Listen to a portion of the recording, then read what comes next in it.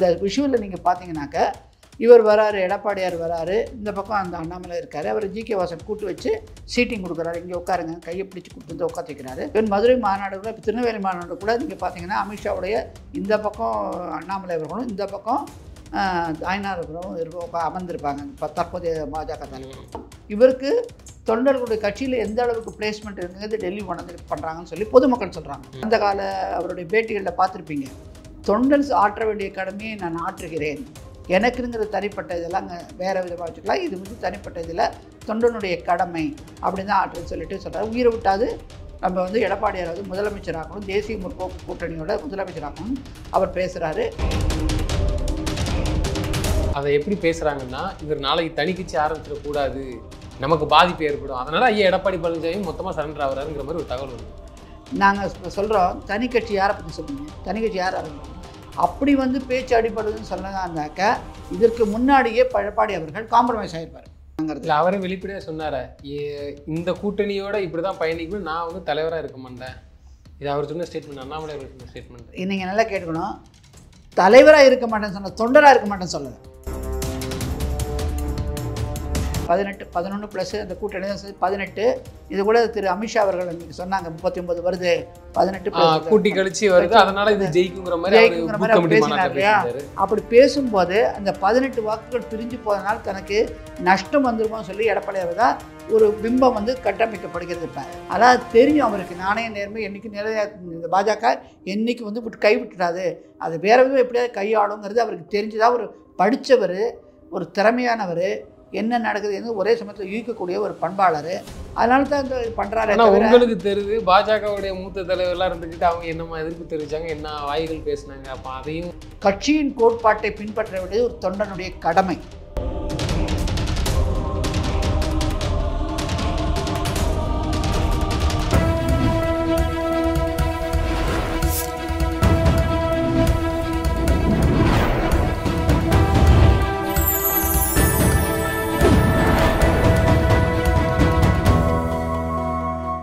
Channel 5 Tamil நேயர்களுக்கு வணக்கம். இன்றைய நேர்காணலில் நம்மோடு பேச இருப்பது மூத்த வழக்கறிஞர் நளினி ஸ்ரீ அவர்கள். மேம் வணக்கம். மேம் வணக்கம் சகோதரி. மேம், அண்ணாமலை அவர்கள் இன்றைய நிகழ்ச்சியில் நம்ம பார்த்துருப்போம். எடப்பாடி பழனிசாமி அவர்கள் ஒரு இணக்கம். எடப்பாடி பழனிசாமி அவர்களே என்ன சொல்லியிருக்கிறாருன்னா, அண்ணாமலை யாரும் விமர்சிக்க வேண்டாம், ஒருங்கிணைந்து செயல்படும். எப்படி பார்க்குறீங்க? உங்களுக்கும் உங்கள் நேயர்களுக்கும் வணக்கம். ரொம்ப நாளைக்கு அப்புறம் உங்களை வந்து பார்க்குறோம், அதனால் உங்கள் நேயர்களுக்கு தாமதமாக இருந்தாலும் விநாயகர் சதுர்த்தி வாழ்த்துக்கள். இப்போ நீங்கள் கேட்ட கேள்விக்கு வருவோம். இன்றைக்கி காலையில் ஜி.கே. வாசனுடைய தந்தை ஜி.கே. மூப்பனார் பெருந்தலைவர், அதாவது காங்கிரஸில் ஒரு காலத்தில் வந்து இந்திரா காந்தியோட வலதுகையாக இருந்தவர். அவர் தான் எடுப்பார். அவருக்கு ஹிந்தி தெரியலனாலும் அவ்வளவு சாமர்த்தியனால அந்த காங்கிரஸ் காரிய கமிட்டியோட தலைவராக ரொம்ப வருஷம் ட்ராவல் பண்ணார். அந்த ஒரு காலகட்டத்தில் இந்திரா காந்தியோட அவங்க அப்பா இறந்து வர சமயத்தில் கூட ஒரு பிரச்சனை வரும்போது அந்த இதில் அலகாபாத் உயர்நீதிமன்றத்தால் நீக்கப்பட்ட போது ஜி.கே. மூப்பனாரை வந்து பிரதம மந்திரி ஆக்கணுங்கிற ஒரு இதெல்லாம் நடந்தது. அந்த மூவ் நடக்கிறச்சு அவர் சொன்ன வார்த்தைன்னா, ரொம்ப தன்மையாக எனக்கு ஹிந்தி தெரியாது, அதனால் வந்து அதெல்லாம் பண்ணுறது கஷ்டம், வேறு யாராவது வச்சுருவோம் சொல்லி அதுக்கப்புறம் நரசிம்மராவ்லாம் வராங்க. அந்த மாதிரி ஒதுங்கி கட்சிக்கோசரம் தன்னுடைய பெரும் பணக்காரர், விராஸ்தார், தஞ்சாவூரில் பெருமாள் கோயில் அந்த இதெல்லாம் கேள்விப்பட்டு கவிஸ்தலம் போனாலும் பெரிய குடும்பம். அப்படியே வந்து நாட்டுப்பற்றை கொண்டு தேசத்துக்கு காங்கிரஸுக்கு உழைச்சிட்டு இருந்தார். அவருடைய 24வது நினைவு நாள் இன்றைக்கி. அது வந்து அவருடைய பையனை பார்த்தீங்கன்னாக்கா ஜி.கே. வாசன் அவர் அண்ணா வந்து ரொம்ப நல்லவர். கப்பல் துறை அமைச்சராக கூட இருந்திருக்காரு. அவர் பேரில் ஒரு எள்ளளவுக்கான ஊழல் குற்றச்சாட்டு எதுவுமே கிடையாது. ரொம்ப சாஃப்ட் ஸ்போக்கன், அமைதியானவர், தன்மையானவர், அந்த மாதிரி ஒரு கேலிபர். அதனால் அவருக்கு திரு பாரத பிரதமர் நரேந்திர மோடி அவர்களிடம் ஒரு நன்மதிப்பு உண்டு எப்போதுமே ஜி.கே. வாசனை பற்றி, அவங்க குடும்பத்தை பற்றி.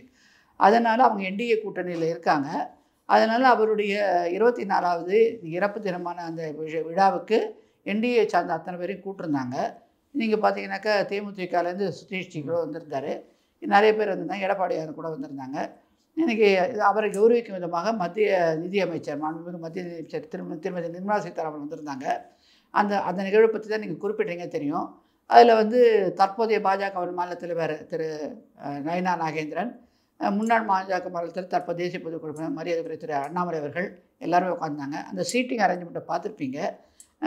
மத்திய அமைச்சர் நடுவில் இந்த பக்கம் திரு அண்ணாமலை அவர்களும் இந்த பக்கம் திரு எடப்பாடியார் அவர்களும் உட்காந்து பார்த்துருப்பீங்க. வரிசையாக எல்லாருமே ஹெச் ராஜா அண்ணாவங்களாம் உட்காந்துருந்தாங்க. ஸோ அந்த கட்சியினுடைய மூத்த தலைவர்கள் எல்லாமே அனைத்து கட்சி மூத்த தலைவர்கள்லாம் வந்திருந்தாங்க. சில நலத்திட்டங்கள்லாம் கொடுக்கப்பட்டது. அப்பொழுது வந்து திரு மூப்பனாரை நினைவு கூறும் விதமாக வாழ்த்து பேசினாங்க. அவங்க ரொம்ப என்டிஏ கூட்டணியில் எந்த அளவுக்கு ஜி.கே. வாசன் அவர்கள் பங்கெடுப்புலாம் இருக்குங்கிறத சொல்லிட்டு அப்படி பேச வரும்போது தான் திரு எடப்பாடியார் அவர்களும் திரு மூப்பனாரை பற்றி பேசினார். திரு மாண்புமிகு நிதி அமைச்சரும் பேசினாங்க. திரு அண்ணாமலை அவர்களும் பேசினாங்க.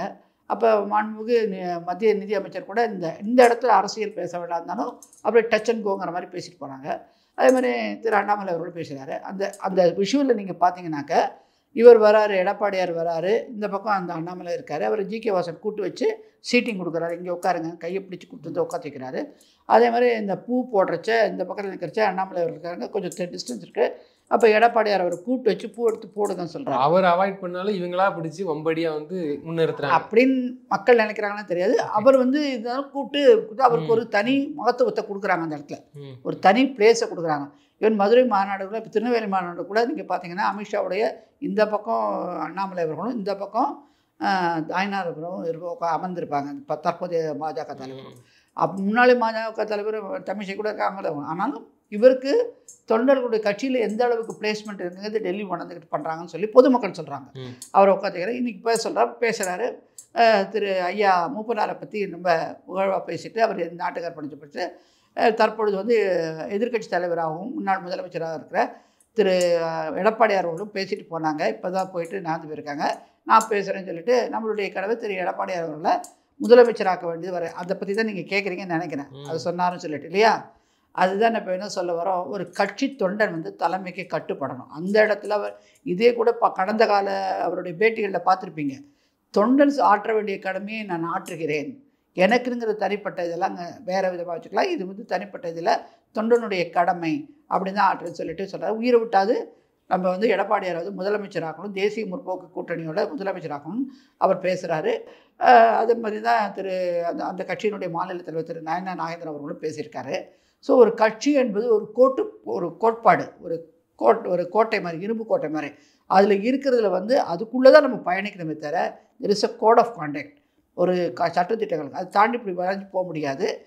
தலைமைக்கு கட்டுப்பட்டு என்ன சொல்கிறாங்களோ அதை எடுத்து செய்ய வேண்டியதான். அப்போ தான் அந்த கூட்டணிங்கிறது நிலைச்சி நின்று வெற்றி பெறும் அப்படிங்கிறது ஒரு கருத்து. நீங்கள் இப்போ பாருங்கள், திருமாவளவன் கூட மாற்றி சில சமயம் பேசுகிறாங்க. வேங்கை வாசலுக்கு பற்றி அவர் கடுமையாக கண்டிச்சார் திமுக அரசை பற்றி. ஆனால் திமுக இன்னி வரைக்கும் வேலை பண்ணலை. அதனால் திருமாவளவன் கூட்டணியில் இல்லாமல் போயிட்டாரா? சொல்ல வேண்டிய கருத்தை பதிவு வைக்கிறாரு. சில சமயத்தில் வந்து 4 கட்டம் இருந்தானாக்கா 3 கட்டம் எங்களுது, ஒரு கட்டம் தான் திமுகன்னு பேசினார். ஞாபகம் இருக்கா? அது 25% தான் எங்களுது. 4 இடத்து தொகுதி 4 ஓட்டில் எங்கள் ஓட்டு ஒரு ஓட்டு தான் அவங்களுக்கு சொல்கிறார் இல்லையா? அவர் கருத்தை தெரிவிக்கிறார் கூட்டணியில் இருந்தாலும். அதனால் கூட்டணியில் இருக்கிறச்ச சில சமயங்களில் முரண்பாடுகள் இருக்கும். கூட்டணிங்கிறது தேர்தல் களம்ங்கிற வரச்ச அவங்களுடைய ஒரே நோக்கு என்ன இருக்கோ அதை நோக்கி தான் பயணம் போகும். அந்த மாதிரி பயணம் போகிற இடத்துல தான் இந்த மாதிரி ஒரு தகவல் வருது.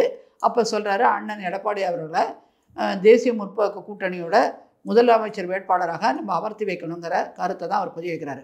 இப்போ கூட நீங்கள் என்ன சொன்னாங்க, திரு எடப்பாடியார் அவர்கள் வந்து அவங்க கட்சிக்காரங்களுக்கெல்லாம் திரு அண்ணாமலை அவர்களை பற்றி தவறாகலாம் பேசக்கூடாதுன்னு ஒரு கட்டளை பிறப்பித்திருக்கதா சொல்கிறீங்க.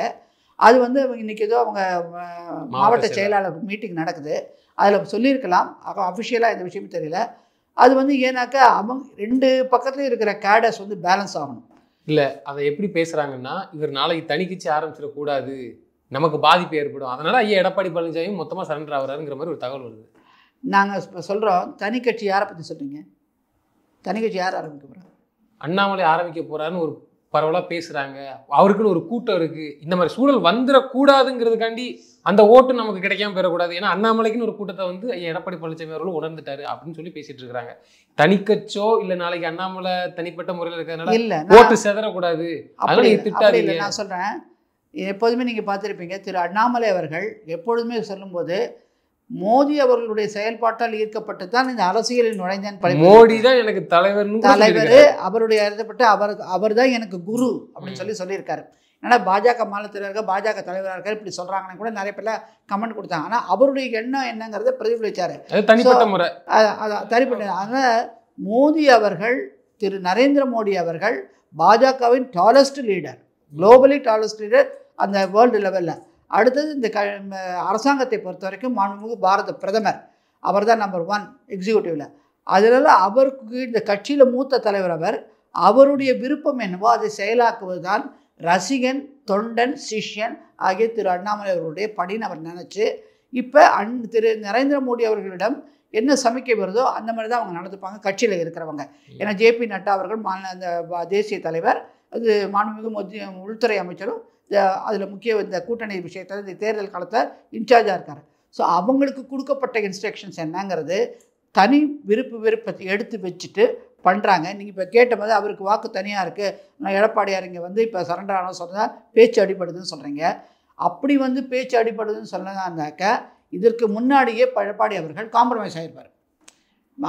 பாஜக எனக்கு தெரியாது, பொதுமக்கள் சொன்ன பேசிக்கிட்டது, உங்கள் மீடியா பேசிக்கிட்டது தான் அவர் திரு அண்ணாமலை அவர்கள் வந்து பதவி விலகிக்கிட்டு இல்லை நாயனார் அண்ணா இருக்கட்டும் சொன்னாங்க, அவங்க இருக்கட்டும் சொன்னாங்கன்னு சொல்லிட்டு பொதுமக்களும் உங்கள் மீடியாவும் பேசிக்கிட்டு இருந்தது. அது உள்கட்சி விவகாரம் யாருக்கும் தெரியாது என்ன நடக்குதுன்னு, எப்படி அவங்க ஒரு அட்ஜஸ்ட்மெண்ட் போட்டு எப்படி இந்த தேர்தல் காலத்தை ஸ்கெட்ச் போட்டிருக்காங்கிறது. இல்லை அவரே வெளிப்படையாக சொன்னார், இந்த கூட்டணியோட இப்படி தான் பயணிக்கணும், நான் வந்து தலைவராக இருக்க மாட்டேன். இது அவர் சொன்ன ஸ்டேட்மெண்ட், அண்ணாமலை அவர் சொன்ன ஸ்டேட்மெண்ட். நீங்கள் நல்லா கேட்கணும், தலைவராக இருக்க மாட்டேன்னு சொன்ன, தொண்டராக இருக்க மாட்டேன்னு சொல்லலை.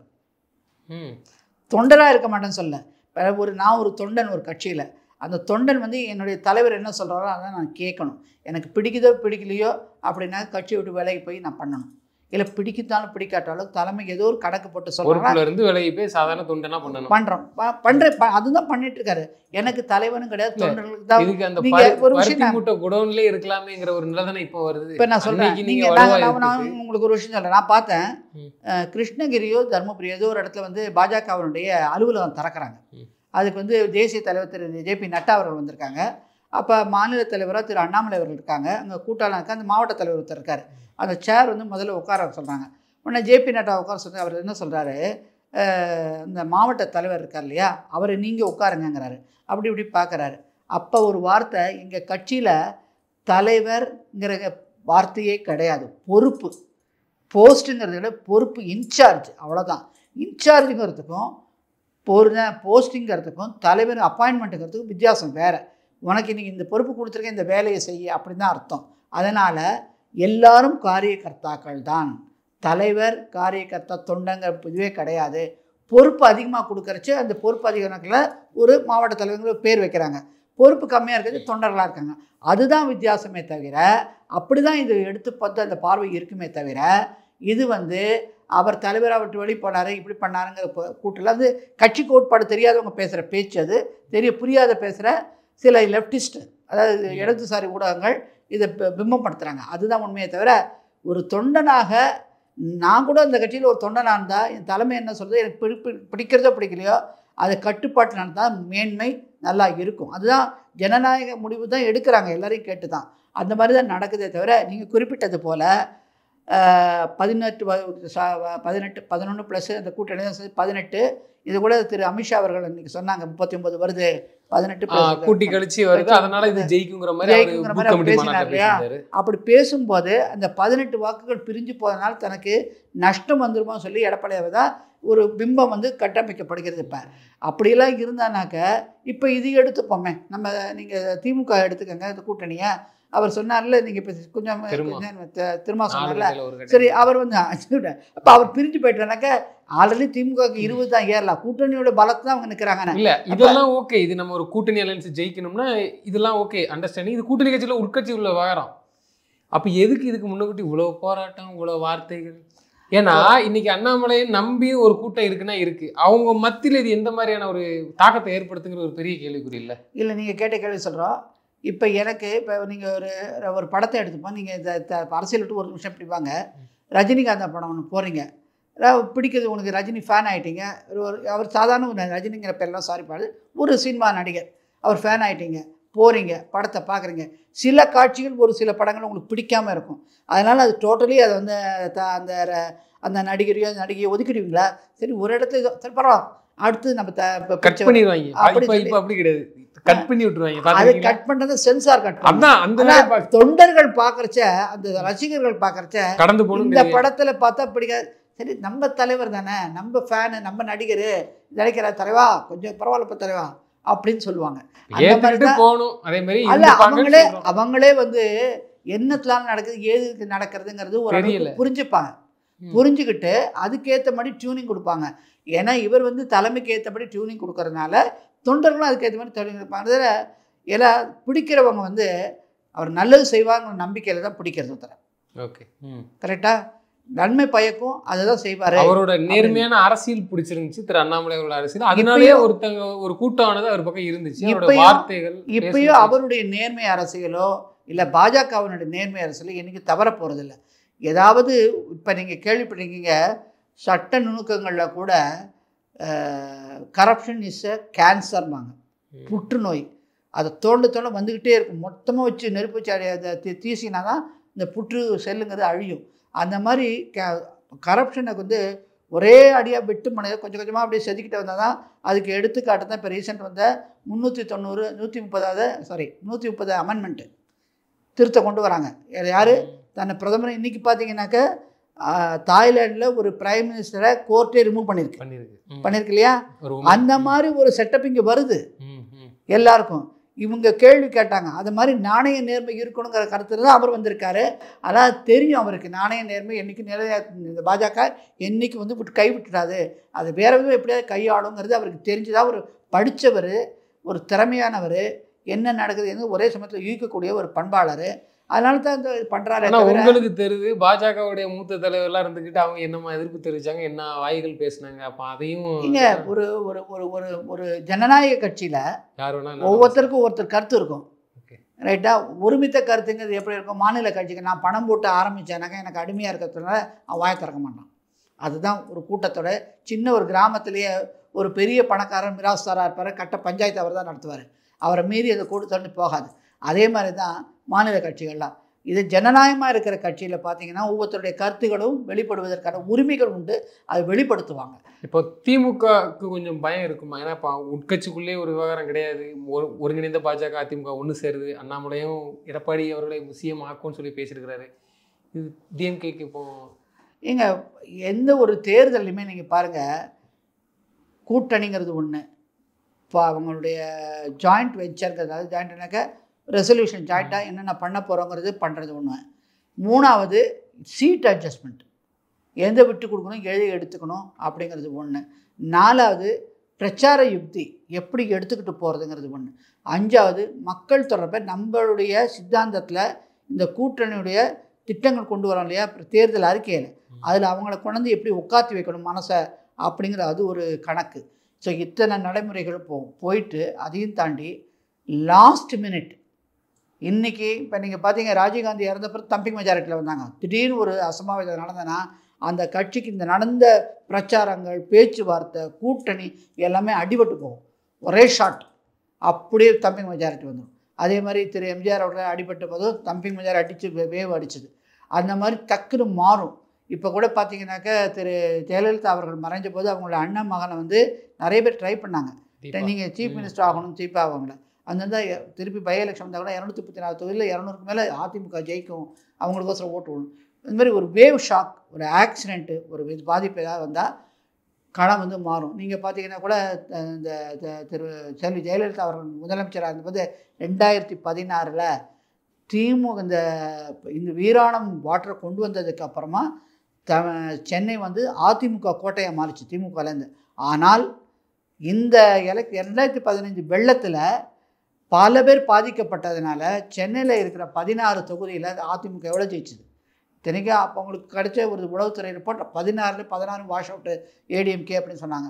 அப்படியும் மேடம் வந்து எக்ஸ்க்ளூசிவாக 2வது முறை ஒரு லாஸ்ட்டு இதை கூட இங்கே சுற்றுப்பயணம் வச்சாங்க, ஒவ்வொரு ஒரு இதுவில் ரோட் ஷோ வச்சாங்க. அப்படி கூட அவங்களால வின் பண்ண முடியாது. இந்த கோபம் தாக்கம் அப்படிங்கிறது வேலை செய்யும். அதனால் இப்போ திமுகவை பொறுத்த வரைக்கும் கட்சிக்குள்ளே ஒரு கலக்கம் இருக்கும். என்ன ஒரு மாதிரி ஒவ்வொருத்தரும் ஒரு கருத்தில் பயணிச்சிட்ருக்காங்க, சேர மாட்டாங்க, நமக்கு பை டிஃபால்ட் நம்ம ஜெயிக்க போகிறோம் அப்படின்னு கணக்கு போட்டுட்ருப்பாங்க. இப்போ கூட இந்த ஸ்டாலின் வெறுப்போட திட்டங்கள்லாம் பார்த்தீங்கன்னா மனுக்கள்லாம் தூக்கி போட்டாங்க, மக்களுடைய வெறுப்பை வரைச்ச காட்டுது அப்படிலாம் வரைச்ச கூட டிஃபால்ட்டை ஜெயிச்சிருவோம், ஏன்னா ஒற்றுமை இல்லை அப்படின்னு. ஆனால் நீங்கள் இப்போ குறிப்பிட்டது போல் எல்லாரும் இணைஞ்சு வரைச்ச திமுக என்ன நினைக்கும், ஒரு அதிர்ச்சி ஷாக் வேவில் இருக்கும். இருந்தாலும் அது இருக்குங்கிறத வச்சு இவங்க மேம்பாக போக மாட்டாங்க. இவங்களுக்கான யுக்திகளை பயன்படுத்திட்டு தான் இருப்பாங்க. ஆனால் லாஸ்ட் மினிட்ல மக்களுடைய களம் எப்படி மாறுறதுங்கிறது எந்த செஃபாலஜிஸ்ட் ஆகட்டும் யாராலையும் ப்ரிடிக்ட் பண்ண முடியாது. அதனால் நீங்கள் கூட பார்த்தீங்க 400 400 பார்னு படிச்சிருந்தாங்க இல்லையா? என்ன நடந்தது?